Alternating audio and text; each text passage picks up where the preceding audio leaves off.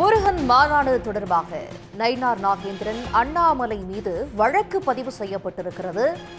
7 பேர் மீது 5 பிரிவுகளில் மதுரை அண்ணாநகர் போலீசார் வழக்கு பதிவு செய்திருக்கிறார்கள். நீதிமன்ற உத்தரவை மீறி மத மோதலை தூண்டும் வகையில் பேசியதாக வழக்கறிஞர் வாஞ்சிநாதன் கொடுத்த புகாரின் பேரில் வழக்கு தொடரப்பட்டிருக்கிறது. விவரங்களோடு இணைகிறார் எமது செய்தியாளர் செல்வகுமார், என்னென்ன பிரிவுகளின் கீழ் யார் மீதெல்லாம் இந்த வழக்கு பதிவு செய்யப்பட்டிருக்கு? மதுரையில் முருக பக்தர் மாநாடு கடந்த சில தினங்களுக்கு முன்பாக மதுரை வண்டியூர் சாலையில் இருக்கக்கூடிய அந்த 4 வழி சாலையில் இந்த முருக பக்தர்கள் மாநாடு நடைபெற்றது. இந்த முருக பக்தர் மாநாடு நடைபெறுவதற்கு முன்பாக இந்த முருக பக்தர் மாநாடு நடைபெற்றால் இதில் பல்வேறு மத மோதல்கள் இரு பிரிவினருக்கிடையே ஏற்படும் என கூறி ஏற்கனவே நீதிமன்றங்களில் வழக்குகள் தொடரப்பட்டன. அந்த நீதிமன்றத்தில் வழக்குகள் தொடரப்பட்ட பொழுது நீதிமன்றம் சில நிபந்தனைகளை விதித்தது.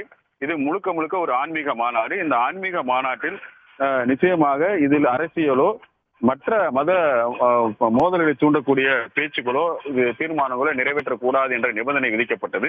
இதனைத் தொடர்ந்து இந்த மாநாடு நடைபெற்ற பொழுது இந்த மாநாட்டில் பேசியவர்கள் மத மோதலை உருவாக்கக்கூடிய, அதாவது 2 பிரிவினரிடையே மத மோதலை உருவாக்கக்கூடிய விதத்தில் பேசியதாகவும், அது மட்டுமல்ல அரசியல் தொடர்பாகவும் இதில் பேசப்பட்டதாகவும் மதுரை மத நல்லிணக்க கூட்டமைப்பின் சார்பாக அதனுடைய வழக்கறிஞர் வாஞ்சிநாதன் என்பவர் மதுரை அண்ணாநகர் காவல் நிலையத்தில் புகார் அளித்திருந்தார். குறிப்பாக நீதிமன்றத்தினுடைய உத்தரவுகளை மீறி இந்த மாநாட்டில் பல்வேறு பிரச்சனைகள் கொண்டு பேசப்பட்டிருக்கின்றன.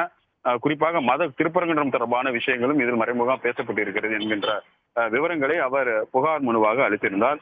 அந்த புகார் மனுவில் இந்த நிகழ்ச்சியில் ஏற்பாடு செய்திருந்த குறிப்பாக இந்து முன்னணியை சேர்ந்தவர்கள் மீதும் இதில் பங்கேற்றவர்கள் மீதும் வழக்குகள் பதிவு செய்ய வேண்டும் என்று கூறியிருந்தார். அந்த அடிப்படையில் தான் இந்த இந்து முன்னணியுடைய தலைவர் காடேஸ்வர சுப்பிரமணி, பாஜக தலைவர் முன்னாள் தலைவர் அண்ணாமலை, நயினார் நாகேந்திரன் தற்போது இருக்கக்கூடிய தலைவர், சிரவை ஆதீனம் குமரகுருபர சுவாமிகள், RSS அமைப்பினுடைய தென்னிந்திய தலைவர் வன்னியராஜன், இந்து முன்னணியுடைய செயலாளர் முத்துக்குமார் மற்றும் இந்து முன்னணியுடைய தென்னிந்திய தலைவர் பக்தன் உள்ளிட்ட மொத்தம் 7 பேர் மீது VNS சட்டப்பிரிவுகள் 5 பிரிவுகள் கீழ் இந்த வழக்குகள் பதிவு செய்யப்பட்டிருக்கின்றன.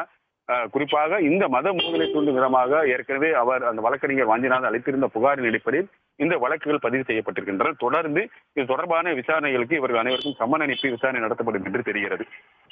விவரங்களுக்கு நன்றி செல்வகுமார். உடனுக்குடன் செய்திகளை தெரிந்து கொள்ள சன் நியூஸ் பெல் ஐகானை கிளிக் பண்ணுங்க.